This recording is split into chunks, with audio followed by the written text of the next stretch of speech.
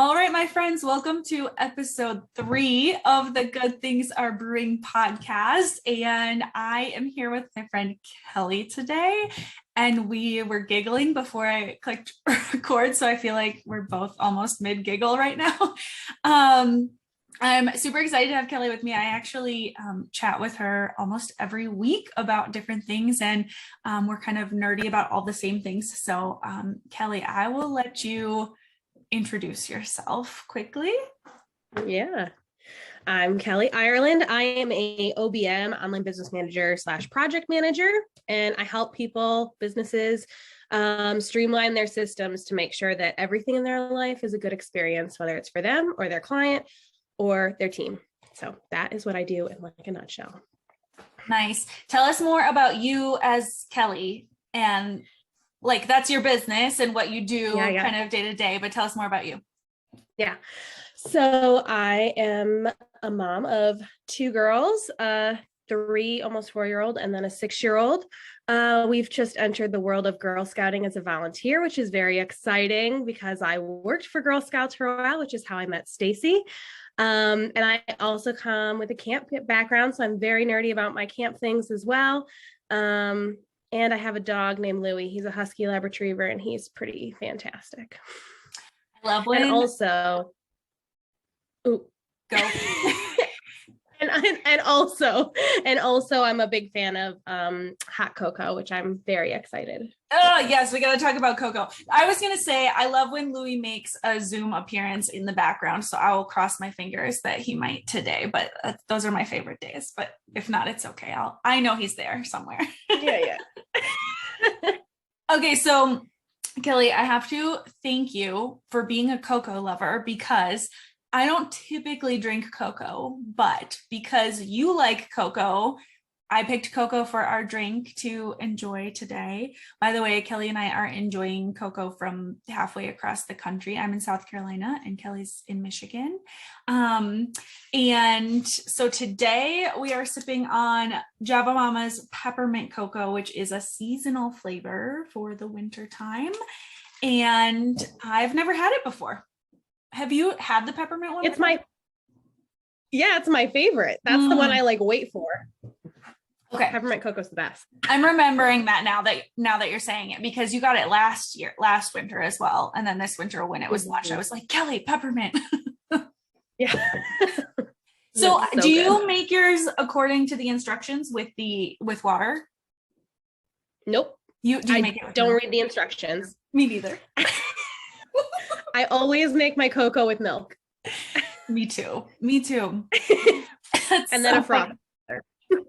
Oh, you frothed yours? So it was foamy on top? Yeah, I did. Wow. That's impressive. Also, because I haven't had the peppermint cocoa before, and I think I've only ever had one Java Momma cocoa because like I'm not always into the sweet stuff. And so I was like, as I was stirring it, I was like, oh, I bet people would add like whipped cream on top or something. And then I took a sip and I was like, whoa, I would not have wanted it. It's so creamy with milk because I think there's milk in like powder milk in the mix also. It was really very creamy. I don't know. And sweet. I don't know what whipped cream would have done. Yeah. On the whole, with hot cocoa, I always make it with milk because of the movie The Santa Claus. Like they made it with milk in the movie The Santa Claus growing up, and that like made me desire that to be like the best of the hot cocoa in the big mug, like a big brass mug. Yes. Yeah. Oh yes. Yes. I love that movie. Yeah, me too. And so I think that most of the time, if you make it with milk, it doesn't need anything else. Like I will add some like marshmallows for my kids, but yeah, it doesn't need it. Yeah. And probably if it were like Christmas time right now, I might put a mini candy cane in it because I think that's like the most fun thing ever. Oh yeah. Yeah. That would give it a little extra peppermint zip too.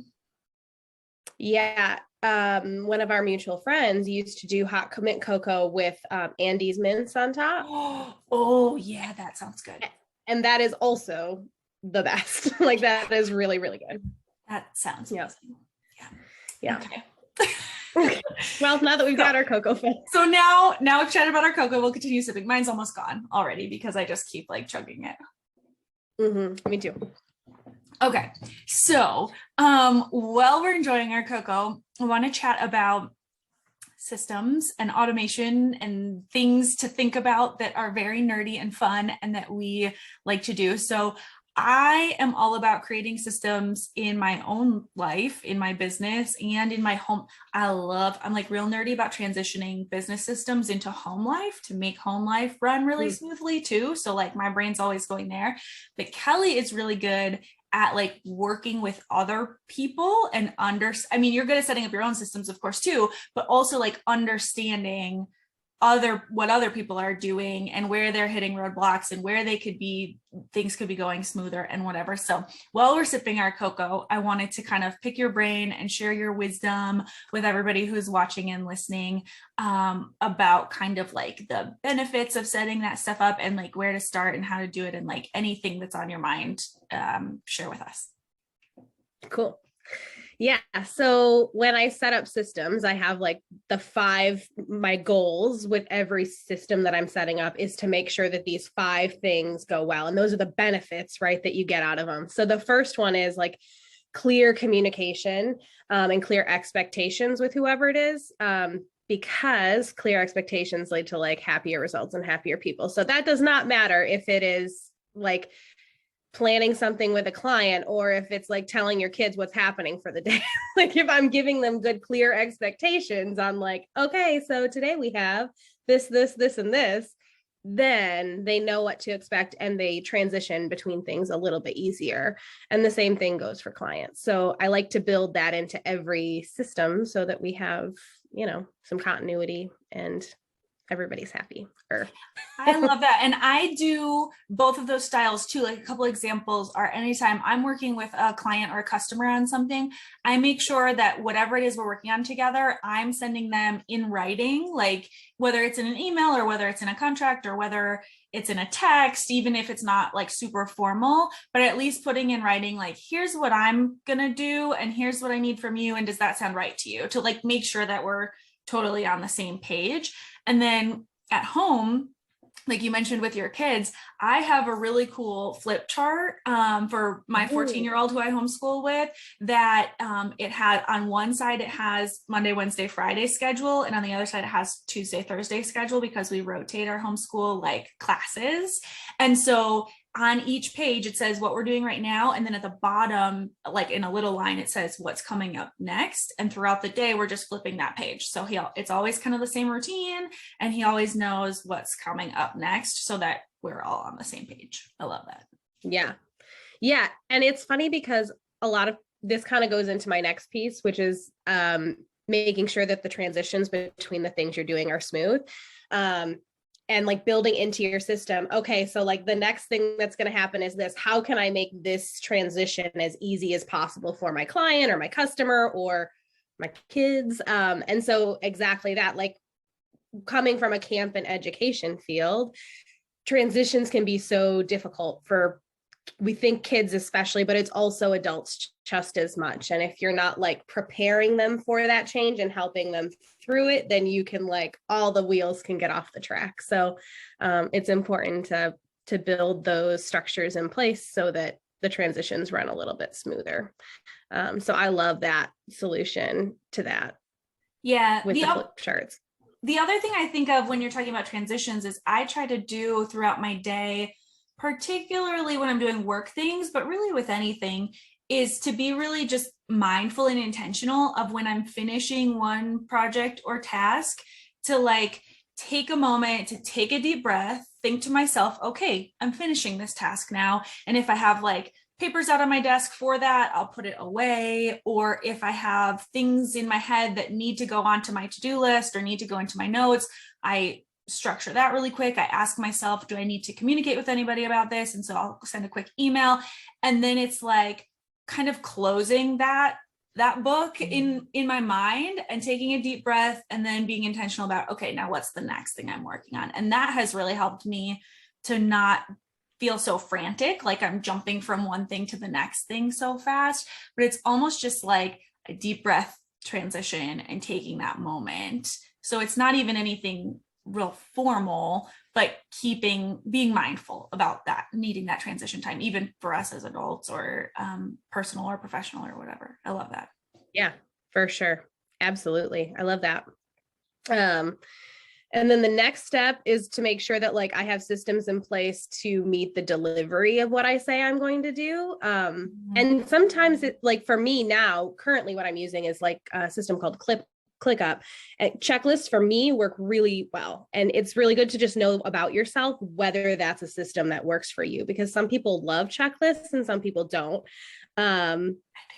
And the other thing to be mindful about with checklists is that they, like, if you're going to use that as your thing, to make sure that it's not like the process isn't, I'm going to spend all this time making the checklist, so that the time doesn't go on like, because some people will do that, right? They're like, I'm going to spend all this time like building my list for the day so that I can check it off. But then they spend so much time on the actual list that like everything else gets missed in the process, or that gets pushed off to the next day. So for me, one thing that really helps, and I did this when I was working at camp, especially, I carried a notebook around with me and I just added things to the list as soon as they came to my head. I like dropped them right into my to-do list. So that way, when I had desk time, I could sit down and just knock them out right away, and either like put something in place, like a meeting, if it was a thought piece, or like actually do the task if it was that kind of thing too.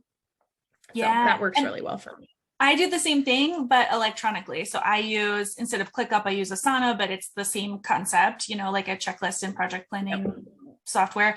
And I have the app on my phone, and my phone is always with me. So when I think of something, I'll put it right into a task in Asana and assign it to myself for today. And then when I sit down at the end of the day to kind of go through all my stuff and do my workday shutdown routine, then I grab all those tasks and like assign them to whatever day I actually need to do it, or attach it to a project or something like that. But it's so great to get it out of your head and into somewhere else, because it frees up so much mental space for creativity and relationship building and other things that you have to do. So yeah, I do the same thing, just electronic instead of notebook.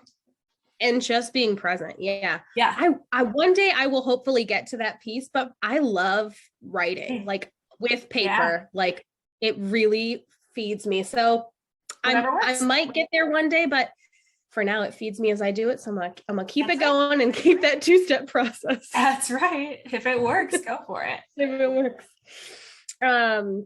Okay. So something else that I always like to build into a system is feedback / a recap. Again, this is something that I take from the camp world, especially in education. It's so important at the end of an activity to like recap what they've learned.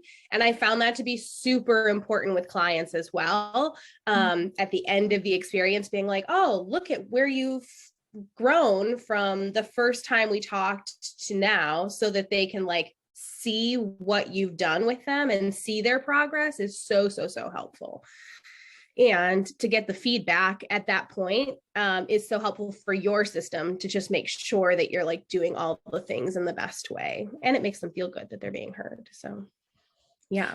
I love that. I like the relationship building aspect of that too. And I think that applies across the board to anyone you're collaborating with for anything. So it could be a client, it could be your family, it could be coworkers, anyone that it could be someone at the grocery store. I mean, who knows, right? That just in any type of communication or conversation that you're kind of summarizing at the end, like, okay, here's what we decided, or here's what we each committed to, or it was great to talk to you about, and just kind of sum that up, because like you said, it helps people know that they've been heard by you as well. So I think that's a great intentional kind of relationship building point too.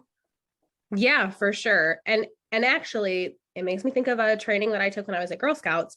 They had us meet with the Restorative Justice Center, and we did a mediation training. And that one piece of detail about recapping at the end of every conversation was so helpful. And as we practiced it, I realized like sometimes you are not hearing exactly what they're saying. So like by recapping, you can fix all of those things in the middle. So yeah, I love that. Ooh, that's something I'm going to work on. Now that we're talking about it, I'm going to be more intentional about that going forward. That's good. Yeah, it's interesting. Like and as I talk about some of these things, I'm like, oh yeah, I could like use this in this other area of my life in this other way. One, the recap piece is one that like I use more frequently. Yeah. Just especially now, like working with other volunteers, recapping like, okay, so who's doing what? And this is what I heard, just to make sure that everybody leaves happy and on this. It just gives you that clarity. Yeah. I love it. Yeah. That clarity is so, so important. Yeah. And then the last thing that I make sure that it's built into every system is re-engagement. This isn't like as much for my home life because I feel like the re-engagement is just naturally there. But maybe the intention of re-engagement is there. Like we started making a bucket list for per month to help me like come up with ideas of things to do with the kids in like our off time. Because sometimes on a Saturday I'm like, oh, I need to clean the house, and then we're just tired. You know, but if I have this list, then I see, oh, look at all these things that we can do. We can make bracelets afterwards. The girls wanted to do that.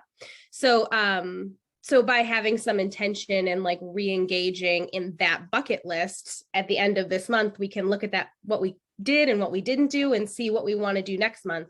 We'll re-engage in that like family activity. But with my clients, it's a matter of looking for ways to build in how they can re-engage with their customers after they've done the initial point of service, depending on what it is. Nice. Yeah. So like customer retention or member retention kind of concept there. Yeah. And I'm picturing that re-engagement in my world being like, I can picture it both in business and in homeschooling and family stuff, because homeschooling, there's a concept of like, I want to be mindful of noticing what he is interested in and then giving him more of that, or modeling more things in that same way. And for a 14-year-old boy, like he doesn't always he doesn't always show what he's interested in. So I have to be watching and listening, you know, kind of that same intentionality we were talking about listening to really understand, and then helping to connect different concepts together. Like I kind of see that as a re-engagement piece too. And then with my clients, again, it comes back to like the listening and noticing, because I might notice something. If I'm helping them with something, I might notice something else that they're struggling with and need a solution for, that I can be of service to them, or noticing an opportunity for them and then pointing that out in like a consulting role or in a coaching role. So I think that re-engagement piece ties really closely with the feedback and recap that you were just talking about, because that's going to informs the other, right? And that's and sometimes too with re-engagement of clients, it's a matter of giving them more information as like tips and things that will help that you do so that you can continue to serve them. And sometimes it's also just that personal connection, being really intentional on like, oh, their birthday's coming up, so let me send them a quick note, or it's our anniversary, it's our work anniversary, so let's connect with them on that. So finding ways to make an intentional, it really is with all of this, it's all about setting the intention of what you want to experience yourself and what you want them to experience, and then building what you need to support that. Yeah. Okay. So to recap, so the 5 steps to building systems, or in all the areas, in work, in life, in family, in everything, we're going to set clear expectations for everybody involved. We're going to design smooth transitions between the different stages. Of course, deliver what you say you will deliver and hold yourself accountable to what you've agreed to. And then that feedback and recap step, and then re-engagement after that. And then it kind of just starts over, right? It's like a cycle. It does. Yeah. It's a never ending cycle. I love it. Just to end. It's very fun and geeky if you love that stuff. And then just taking that. And if you don't love that stuff, then just being mindful of that and taking that, setting aside some specific time to be like, oh, okay, what can I do to make this easier on myself and my people? Yeah, you're doing the system for yourself then, right? Yes. But the thing about it kind of going in a cycle is that once you practice it and it becomes more comfortable and more familiar, then I don't know if I'm totally to this point yet, so maybe you can say whether this is right or not, but once you're doing the same kind of cycle over and over, becomes kind of second nature, I would think, right? That it becomes ingrained in like a habit, basically. Yeah, they do become like a habit. And also you see the room to like elevate it to the next level. So like you have two options. Constantly it improving. either becomes second nature and you don't have to think about it anymore, or you can just keep ramping up the quality of whatever you're doing. Yeah. Oh, this is nerdy stuff and I love it. That's great. Good. And I think it applies to so many people, no matter what their, all of the listeners and viewers of this podcast have different things. They're all, they have different types of families, different types of jobs, different types of hobbies, but I think it applies in some way, shape, or form to all of those different areas. So it's applicable anywhere. For sure. Taking the intention with like each of those pieces is, it is every piece of your life. So Very cool. Well, Kelly, thank you so much for sharing some of your wisdom with us. And I learned some things and have some takeaways. I'm going to really focus for myself on the feedback and recap step and be extra intentional about that part. I know that people listening will want to know more about you and learn more from you. So can you tell us about how they can connect with you online, which I think is the best way, and kind of what, if there's anything else you got going on that they might want to know about, how they can learn more from you. Yeah. On Facebook, I'm just Kelly Ireland. On Instagram, I'm kelly.clover.ireland. And then my business Facebook page is CloverPhase Solutions. And then if you just want to go to my website, it's www.cloverphase.com. And then all of those places are where you can find whatever we're working on right now. But the main session that I sell right now is just sitting down and going through whatever the thing is that's blocking you. And we work through all of those steps and make sure that you have the support in your systems to do all of those things. So awesome. And I will put all of your links and social media names and all of the things in the description of this video and audio. So no matter where people are watching or listening, they'll be able to get it so they don't have to worry about how to spell it. And what else was I going to say? Oh, that I personally have done one of these sessions with you where I was feeling kind of stuck in some things in my business and brought that to you, and we were able to work through it. And so I will say to the people that Kelly is excellent at asking really good questions that make you think about things in ways that you haven't thought about them before. And she walks you through this process or whatever process you need to go through to get to a solution. And you walk away from that with like a clear vision and an action plan for like getting through to the next step. And I was very grateful for spending that time with Kelly when I hit some roadblocks in my business. So I highly recommend connecting with her on that if it's something that you think would be valuable to you. So thank you, Kelly, for coming and hanging out and enjoying some cocoa with me. And thank you for me cocoa. Yeah, you're welcome. I was excited to try something new this morning, so thank you. Yes. All righty, we will talk to you all soon. Thank you. Bye-bye. Thank you. Bye.